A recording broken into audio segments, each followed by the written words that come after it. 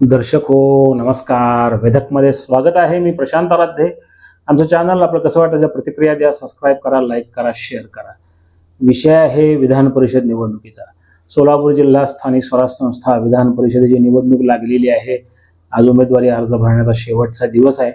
भारतीय जनता पक्ष महायुतीचं प्राबल्य असणारा हा जिल्हा आहे आणि इथली निवडणूक ही महायुती करता सोपी मानली जाते आणि उमेदवारी करता मोठी रस्सीखेच भाजपमध्ये होते. बाजी मारली बार्शीचे माजी आमदार राजेंद्र राऊत यांनी. मात्र नाराजीचा सूर उमटलेला आहे तो पंढरपूर भागामध्ये माजी आमदार प्रशांत परिचारक यांच्या समर्थकांमध्ये. सोलापूर जिल्ह्यामध्ये सर्वात जास्त गेल्या 8-15 दिवसांमध्ये सोशल मीडियावर परिचारक समर्थकांनी उमेदवारी आम्हालाच मिळणार म्हणजे प्रशांत परिचारकांनाच मिळणार अशा पद्धतीच्या शेकडो पोस्ट केल्या, वातावरण निर्मिती केली होती. भारतीय जनता पक्षानं रविवारी रात्री आपली यादी जाहीर केली 11 लोकांची राज्यातल्या. त्यामध्ये सोलापूरची जागा जी आहे जागेकरता म्हणून राजेंद्र राऊत यांच्या नावावर शिक्कामोर्तब करण्यात आलं. परिचारक गटामध्ये नाराजीचा सूर उमटलेला आहे. विधानसभा निवडणुकीमध्ये 2024च्या त्यांनी तयारी केली, त्यांना उमेदवारी नाकारण्यात आली.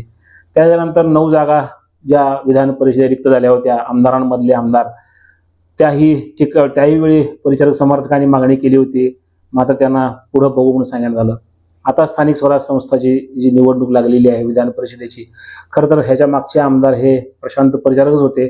मात्र 2022ला ते रिटायर झाले त्या पदावरून. त्यानंतर पुढे स्थानिक स्वराज्य संस्थांच्या निवडणुका झाल्या नसल्यामुळे म्हणजे पंचायत समिती, जिल्हा परिषद, नगर परिषदांच्या निवडणुका न झाल्यामुळं या मतदारसंघाची निवडणूक लांबणीवर पडली होती. ती आता होते आहे. पुन्हा या जागेवर परिचारकांनी आपला जे क्लेम सांगितला होता समर्थकांनी, मात्र भाजपने तो नाकारला आणि प्रगती पुस्तकाच्या जोरावर ज्यांनी स्थानिक स्वराज्य संस्था निवडणुकीत भाजप करता उत्कृष्ट काम केलेलं आहे त्या राजेंद्र राऊत यांना त्यांनी संधी दिलेली आहे. त्यामुळं भाजपमध्ये सध्या भाजपवर परिचारक गटातले लोक हे नाराज आहेत. बऱ्याच सोशल मीडियावर पण त्याच्या पोस्ट पण दिसतात अनेक ठिकाणी आणि चर्चाही सुरू आहेत. मात्र भारतीय जनता पक्षाने उमेदवारी देताना खरोखरच परिचारकांवर अन्याय केलाय का? कारण 2021च्या पोटनिवडणुकीवेळी सुद्धा ह्या मतदारसंघामधनं जेव्हा स्वर्गीय भारतनाना भालके यांचं निधन झालं त्या निवडणुकीच्या वेळी सुद्धा प्रशांत परिचारक निवडणूक लढवतील पोटनिवडणूक असं वाटत होतं. मात्र भाजपनं समाधान आवताडे यांना तेव्हा संधी दिली होती आणि त्यांनी सुद्धा ती संधी स्वीकारली आणि संधीचं सोनं करत या मतदारसंघामध्ये विजय मिळवला होता. आणि खरं तर सहानुभूतीची प्रचंड लाट भालक्यांच्या बाजूने होती. अशा स्थितीत सुद्धा भाजपचं कमळ फुललं होतं. परिचारकांनी आपली ताकद आवताडेंच्या पाठीशी लावली. साहजिक 2-3 वर्षाची आमदारकी मिळाली. पण 24ला त्यांनी साहजिकच भारतीय जनता पक्षानं पुन्हा एकदा आवताडे यांच्यावर विश्वास दाखवला, त्यांना संधी दिली. तेव्हा परिचारकांनी तयारी केली होती, तिकिटाची मागणी केली होती. मात्र त्याला थांबायला सांगितलं. विधान परिषद देऊ तुम्हाला, पुढे मागं संधी मिळेल असं सांगण्यात आलं. त्यामुळे परिचारक समर्थकांच्या आशा ह्या वाढल्या होत्या की ही स्थानिक स्वराज्य संस्थेच्या निवडणुकीत त्यांना संधी मिळेल. मात्र लागोपाठ 2 विधान परिषद निवडणुका झाल्या, मात्र परिचारकांना संधी मिळालेली नाही. इथं भारतीय जनता पक्षाने जो क्रायटेरिया लावतो प्रगती पुस्तकाचा लावलेला आहे, ज्याचं सर्वाधिक चांगला परफॉर्मन्स स्थानिक स्वराज्य संस्थांच्या निवडणुकीत त्यांना ही संधी दिलेली आहे. राजेंद्र राऊत यांचा 2024च्या विधानसभेला पराभव झाला बार्शीमध्ये. मात्र त्यांनी न थांबता पक्षाचं एवढं काम त्यांनी बार्शीमध्ये वाढवलं की जिल्हा परिषद, पंचायत समिती, नगर परिषद आणि सगळ्या संस्था सगळीकडे भारतीय जनता पक्षाचा बोलबाला करून टाकला. साहजिकच त्यामुळे जिल्हा परिषद अध्यक्षपद पण बार्शी तालुक्याकडे आहे आणि आता विधान परिषदेची भाजपची उमेदवारी सुद्धा बार्शीलाच देण्यात आलेली आहे.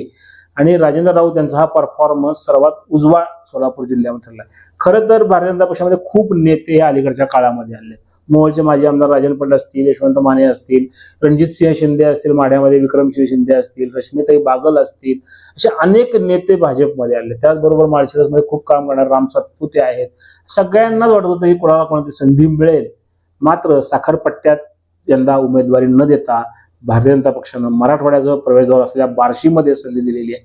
कारण साखरपट्ट्यामध्ये लागोपाठ 3 निवडणुकांचे जे आमदार जर पाहिले मागचे म्हणजे रणजितसिंह मोहिते पडले असतील, दीपक साळुंखे पडले असतील, प्रशांत परिचारक असतील, हे सगळे हे पंढरपूर भागातले आहेत. मात्र आता पहिल्यांदा तिकडे बार्शीकडे त्यांनी उमेदवारी दिली आहे. त्यापेक्षाही मोठी कामगिरी म्हणजे राजेंद्र राऊत यांनी स्थानिक स्वराज्य संस्थांच्या निवडणुकीत दाखवलेली आपली कामगिरी, सरस कामगिरी दाखवली होती. भाजपला तिथं सर्वात मोठा पक्ष भाजप ठरलेला आहे. अशा स्थितीमध्ये भाजपने राऊत यांच्यावर विश्वास दाखवला. त्याचवेळी पक्षामध्ये आत्ता जे आलेले अनेक नेते आहेत, राजन पटेल यांच्यासारखे, यांना सुद्धा यांची जो इच्छा होती की मिळेल, दिलीप माने वगैरे यांना वाटत होतं की आपल्याला उमेदवारी मिळेल, मात्र भाजपने राऊत यांना संधी दिली आणि तीही प्रगती पुस्तकाच्या जोरावर. अशा परिस्थितीमध्ये परिचारक समर्थकांचा जो क्लेम आहे की आम्हाला केवळ उमेदवारी म्हणजे सांगितली म्हणून आम्ही 2024 थांबलो, 21ला आम्ही लढलो नाही, मागची विधान परिषद जागा आम्हाला मिळाली नाही, जी 9 आमदार निवडले गेले आमदारांमधनं, म्हणून आता आम्हाला द्या, अशा भावनिक मुद्द्यावर भाजप गेले नाही किंवा त्यांनी त्याला थारा दिलेला नाही. इथं परफॉर्मन्स दाखवा आणि उमेदवारी मिळवा, अशा पद्धतीनं भाजपनं हे केलं. आणि याचा सर्वात म्हणजे भाजपचं सध्या जे सोलापूर जिल्ह्यात जर पाहिलं प्रस्थापित नेत्यांना, जे जुने जाणती जी घराणी आहेत प्रस्थापित राजकारणातली, त्यांना हळू बाजूला ठेवण्याचा डाव दिसतोय भाजपचा. आणि इथं जे नव्यानं जे संघर्ष करणारे नेते ते पुढे सचिन कल्याण शेट्टी असतील किंवा देवेंद्र कोठे असतील, इकडं राजेंद्र राऊत असतील, समाधान आवताडे असतील, राम सातपुते असतील, यांना ताकद द्यायची भूमिका ही भाजपनं घेतलेली आहे. जे लढवय्ये नेते आहेत, म्हणजे त्यांच्या पाठीमागे फारशी राजकीय पार्श्वभूमी नसेल, पण ते ह्या काळामध्ये खूप लढतायत. ते टीम देवेंद्र फडणवीस आणि टीम जयकुमार गोरे पालकमंत्री, त्यामुळे राजेंद्र राऊत हे जयकुमार गोरे यांचे निकटवर्तीय पण आहेत, त्याचबरोबर देवेंद्र फडणवीस यांचे निकटवर्ती आहेत. त्यांचा परफॉर्मन्सही जबरदस्त आहे. त्यांनी जिल्हा परिषद, पंचायत समिती, नगर परिषद निवडणुकीमध्ये कामगिरी पण एकदम जोरदार करून दाखवली. त्यामुळे भाजपनं त्यांना संधी दिलेली दिसते. दुसरीकडे परिचारकांचा जर आपण विचार केला तर पंढरपूर नगरपालिकेच्या निवडणुकीत नगराध्यक्ष पदाची निवडणूक ही सर्वात महत्वाची होती भाजप करता. कारण पंढरपूरचा विकास इथं कॅरिडॉर राबवला जातोय, तीर्थक्षेत्र विकास आराखडा राबवतोय, 4000 कोटींची इथं कामं सुरू होत आहेत. अशा परिस्थितीमध्ये नगर परिषद ही भाजपला आपल्या ताब्यात हवी होती. मात्र नगराध्यक्षपदी डॉक्टर प्रणिता भालके तीर्थक्षेत्र विकास आघाडीच्या उमेदवार निवडून आल्या, त्याही आमदारकीपेक्षा जास्त मताने, म्हणजे समाधान आवताडे जे आमदारकीला विजयी झाले त्यांच्यापेक्षा जास्त मताने एकट्या पंढरपूर शहरामध्ये त्या लोकनियुक्त नगराध्यक्ष झाल्या. हा पराभव भाजपच्या जिव्हारी लागलेला आहे. जरी 24 नगरसेवक भाजपचे निवडून आले असले तरी नगराध्यक्ष पद हे भाजपकडे नाही. कारण नगराध्यक्ष पदाचे उमेदवार जे त्याचे होते या ठिकाणी त्याच्यावरून पण फार मोठा गोंधळ निर्माण झाला होता. परिचारकांनी आपले समर्थक असणारे लक्ष्मणतात्या शिरसट यांच्या पत्नींना इथं उमेदवारी दिली होती. इथं या पंढरपूरमधनं उमेदवारी देताना मराठा समाजातनं उमेदवारी दिली जावी असा एक फार मोठा मतप्रवाह होता. मात्र त्यावेळी तो मतप्रवाह होता तो बाजूला ठेवून इथं शिरसट यांना उमेदवारी दिली गेली होती. याचबरोबर पंढरपूर शहरावर परिचारकांचं वर्चस्व आहे, प्राबल्य आहे असं सारखं मानलं होतं. मात्र भालकेंनी त्याला छेद दिला.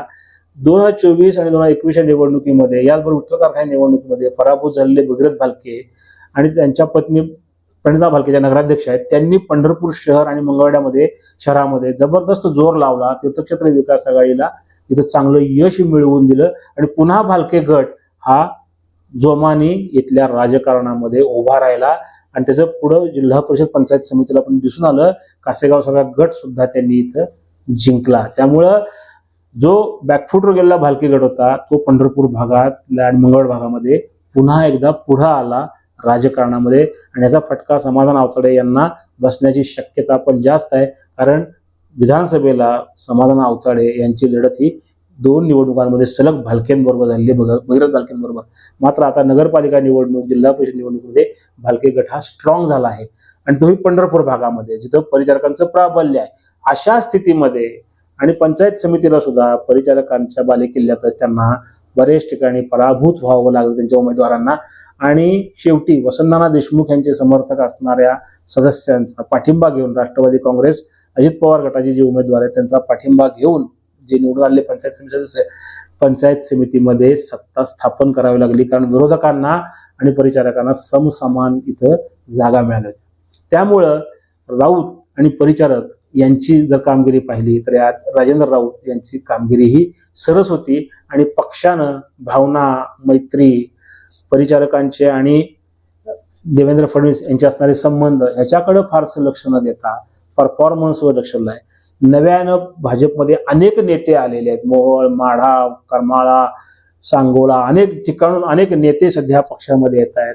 त्यामुळे प्रत्येकाला वाटतं की आपल्याला संधी मिळावी. त्यामुळे प्रस्थापित नवे असं न मानता इथं त्यांनी प्रगती पुस्तक पाहिलं आणि विधान परिषदेची उमेदवारी दिलेली आहे. आणि परिचारकांना पुन्हा एकदा त्यांनी थांबवलेला आहे. परिचारक गट हा सर्वात जुना भाजपमध्ये काम करणारा गट आहे. जेव्हा 2012-13 मध्ये भाजपला साथ देणारं कोण नव्हतं, तेव्हा परिचारकांनी भाजपचं काम सुरू केलं होतं. तेव्हापासून ते भाजपमध्ये काम करतायत आणि पक्ष त्यांच्याकरता त्यांनाही संधी त्यांनी दिलेली आहे 2016 मध्ये विधान परिषदेची. मात्र यानंतरच्या काळामध्ये 2019ला सुद्धा स्वर्गीय सुधाकर पंत परिचारक यांना विधानसभेची उमेदवारी दिली होती, मात्र त्यांचा पराभव झाला. 21 आणि 24च्या निवडणुकांमध्ये समाधान आवताडे यांनी पहिल्यांदा या मतदारसंघामध्ये कमळ फुलवून दाखवलं. त्याच्यामुळं विधानसभेची जो क्लेम आहे जागेचा तो आपसुकच आवताडे यांच्याकडे गेला आणि आता विधान परिषद सुद्धा पक्षानं राजेंद्र राऊत यांना दिलेली आहे, तीही कामाच्या जोरावर. त्यामुळं सध्या जी परिचारक गटामध्ये जी नाराजी आहे हळूहळू त्यातून ते बाहेर येतील आणि पक्ष त्यांना आणखीन काही वेगळ्या ठिकाणी संधी देऊ शकतो. नमस्कार.